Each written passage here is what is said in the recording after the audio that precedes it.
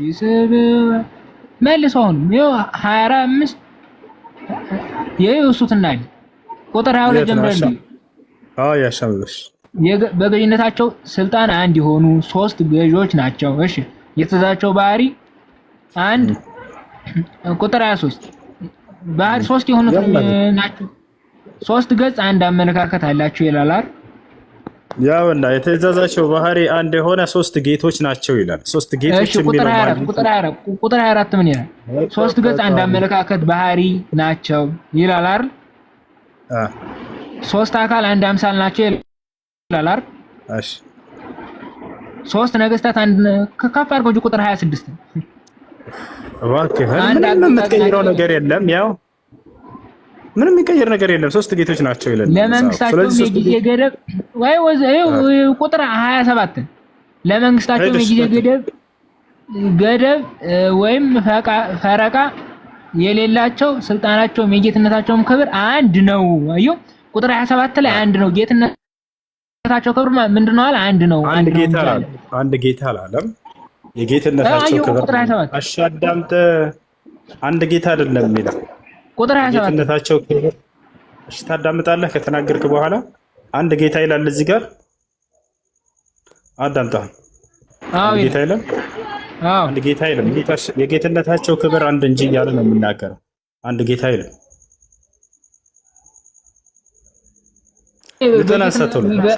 በእንትናቸው አንድ ናቸው ማለት ጌትነታቸው አንድ ቋም የተለየ ሶስት ጌቶች ነው የሚለው መጽሐፍ ቅዱስም ላይ ላሳየህ እችላለሁኝ። ከአንድ በላይ ጌቶች ናቸው ያሉ ከዚህ ውጭ ራሱ ከመጽሐፍ ቅዱስ ነው። ሁሱ ሌላ ጊዜ እናወራለን። ስለ ስትረዳው እናወራለን። ና አሁን ነው የምታወራው። ሶስት ጌቶች የሚለውን ትቀበላለህ አትቀበልም? ሶስት ጌቶች ናቸው አይደለም? ሶስት ጌቶች የሚለው ከምን አንፃር ነው? ሶስት ጌቶች ናቸው ይላል አይደል መጽሐፉ ላይ? በሶስት ጌቶች ማለት ለአንድ ጌታ ነው የሚባለው። አንድ ጌታ አይደለም፣ ሶስት ጌቶች ነው። በአውዱ መሰረት አንድ ጌታ እንዳለ ነው የሚናገር። ሶስት ጌቶች ይላል መጽሐፍ። አንድ ጌታ መሆኑን ላሳይ ደግሞ ወጥቶ ማስረጃ። ይሄ ተሳስተዋል፣ ችግር የለም። ተሳስተዋል ካልከን አንድ ጌታ ነው የሚወጣው። አልተሳሳተም። ቁጥር 27 ላይ እኮ ሶስት ጌቶች ናቸው ይላል መጽሐፍ ላይ። ቁጥር እና ጌትነታቸው እንትን ክብራቸው ስንት ነው? አንድ ነው አይደል የሚል እሱ ሳይሆን እሱ የእርሳቸውን ማንነታቸውን አይደለም። ይሄ ምንነት እኮ ነው ጌትነት ክብራቸው የሚለው እነሱ ማንነታቸው ግን እነዚህ ምንነት ነው ያልኩት። ምንነት ነው እያልክ ነው? ማንነት ነው ምንነት ክብር ማንነት ነው ምንነት? እስኪ ማስረጃው ጣሊ። ምንነት ነው? አዳምጥሽ ምንነት ነው ማስረጃ። እሺ አዳምጥ ላስረዳ። አሁን ሶስት ጌቶች የሚል አለ ከላይ አይደለ? ላስረዳ በስጀምር ሶስት ጌቶች ናቸው ይላል አይደለ? በቃ ሁሱ ቀጥል እና እንጂ ሶስት ጌቶች ናቸው ይላል አይደል? አንድ የሆነው ይላል መጽሐፍ። እሺ ሶስት ጌቶች ያለው ማንን ነው? ቁጥሩ ነው እሱ ከአካል አንፃር የተነገረ ማንን ቁጥሩ ነው? ይሄ ማለት በአካል አንፃር በአካል ደግሞ ሶስት ናቸው። ከዛ አንፃር ነው የተነገረው እኮ ማን ናቸው እነዚህ ሶስት ጌቶች ያላቸው? ማንን ነው? አብ ወልድ መንፈስ ቅዱስ። ስለዚህ ሶስት ጌቶች ናቸው አይደል? እነዚህ አንድ ነው መጽሐፉ ያን ነው የሚናገር። ያው አንድ ሶስት ጌቶች ናቸው ይላል መጽሐፉ ያን ነው የሚናገር። እሺ መጽሐፍ ቅዱስ ላይም ራሱ አለ። ይሄ በነገራችን ላይ ይሄ እዚህ መጽሐፍን ቀደም ሊክር ነው። እሺ መጽሐፍ ቅዱስ ላይ ዳዊት ጌታ ለጌታዬ እና ከጎኔ ተቀመጥ ማን ነው በሰማይ ተቀመጥ ጠላቶችን እግርህ መቀመጫ እስካደረግልህ ድረስ ብሏል አይደለ? እስቲ ከፈቱና እሺ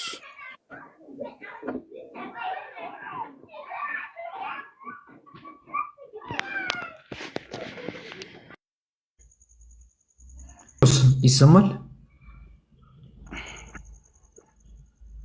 ቄርሎስ የት ሄደ? አንዴ ወረድክ እንዴ? ወረድክ?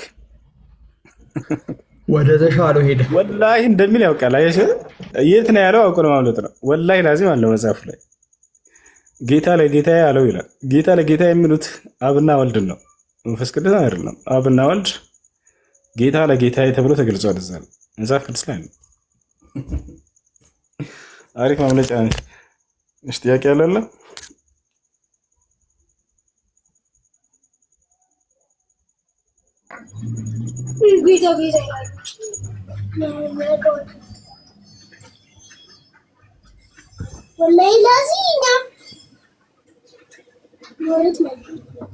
እሺ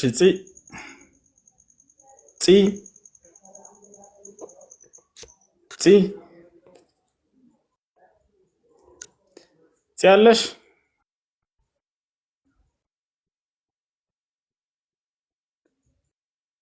ፂ هتسمعي كلامي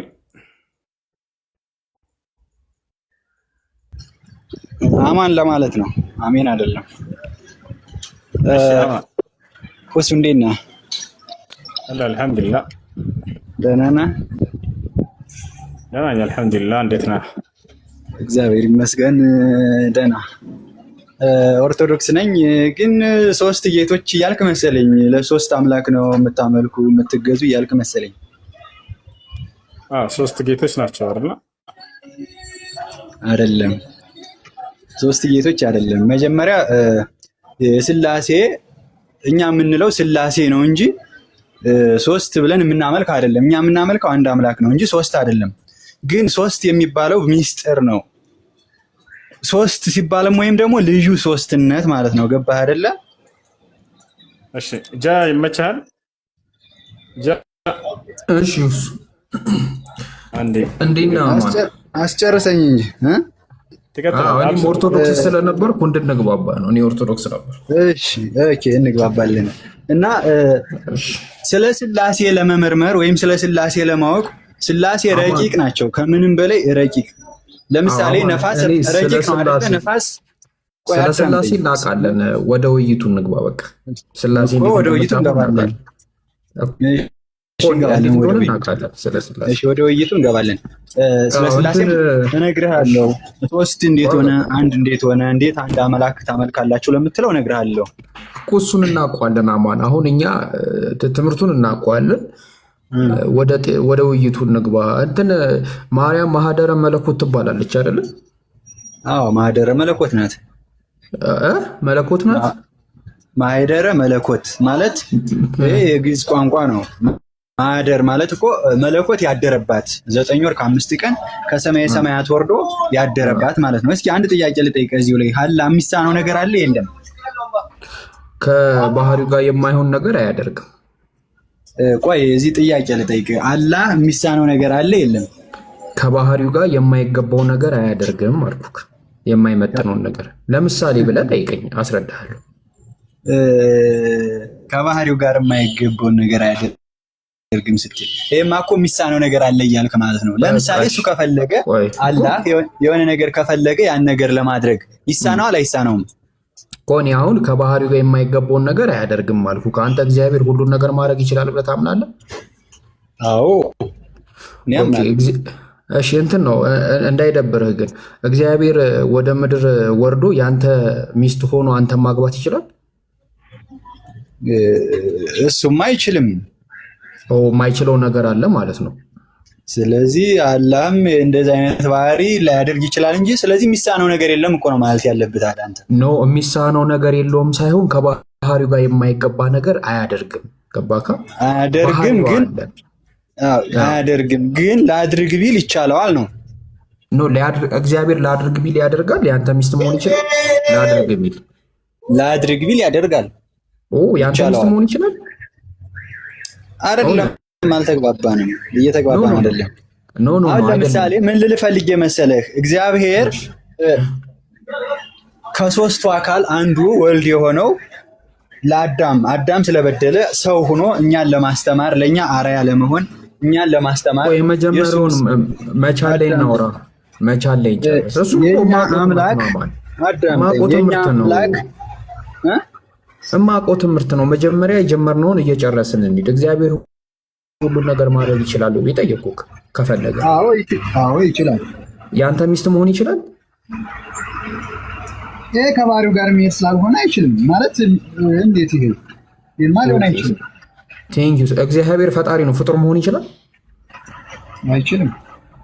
ኦኬ ቴንኪው ጨረስ። ስለዚህ እኛም አምላካችን አላህ ከባህሪው ጋር የሚሄድ ነገር ነው የሚያደርገው እንጂ ስለመቻል ስላለመቻል አይደለም። ፈጣሪ ነው። በቃ የፈጣሪ ችሎታ ነው ያለው፣ የፈጣሪ ነገር ነው ያለው። ስለዚህ ፍጡር መሆን አይችልም። ስለዚህ አሁን ወደ ሀሳቡ ስንመጣ ማርያም ለምንድነው ማህደረ መለኮት የተባለችው ከተባለ ግዕዘኛ ቃል ነው። የመለኮት ማደሪያ ወይ ደግሞ የአምላክ ማደሪያ ናት አይደለም? አብ እሷ ውስጥ አድሮ ነበር። አብ እሷ ውስጥ አድሮ ነበር ወይ? አብ አላደረም። አብ ቃሉን ላከ። አብ ወልድ መንፈስ ቅዱስ የሚለያዩ አይደለም። ለምሳሌ አሁን እስኪ አንተ ልንገርህ። አሁን አንተ ስለ አብ ነው የምናወራው። እኔ አሁን ሀሳቡን እናገኝ ምን መሰለህ፣ ስላሴ ማለት ሶስትነት ሲሆን አብ ወልድ መንፈስ ቅዱስ በአካል በግብር በመልክ በስም በገጽ ሶስት ናቸው። ይሄን ዓለም በመፍጠር በመመለክ ይሄን ዓለም በማሳለፍ አንድ ናቸው። አብ በልብነት ወልድ በቃልነት መንፈስ ቅዱስ በስትንፋስነት ሶስቱም አንድ ላይ ሕያው ሆኖ ይኖራል። ይሄ ነው ስላሴ። በቃ ገብቶኛል። ስለዚህ እግዚአብሔር የእናንተ ትምህርት ነው። እግዚአብሔር አዳም ባጠፋው ጥፋት ከ5500 ዓመት በኋላ ተወልጄ ከልጅ ልጅ ተወልጄ አድንሃለሁ ስላለ ልጁን ልኮ ከድንግል ማርያም ሰው ሆኖ ለሰው ልጆች ሁሉ በመስቀል ላይ ተሰቅሎ የሰው ልጆችን አዳነ። ይሄ ነው በቃ። አሁን እዚህ የጠየኩልን ነገር ብቻ መለስልኝ። እኔ አብሶ ከኦርቶዶክስ እንደወጣ ያደረገኝ ነገር ማለት ነው። አብ ድንግል ማርያም ማህፀን ውስጥ ነበረ ወይ?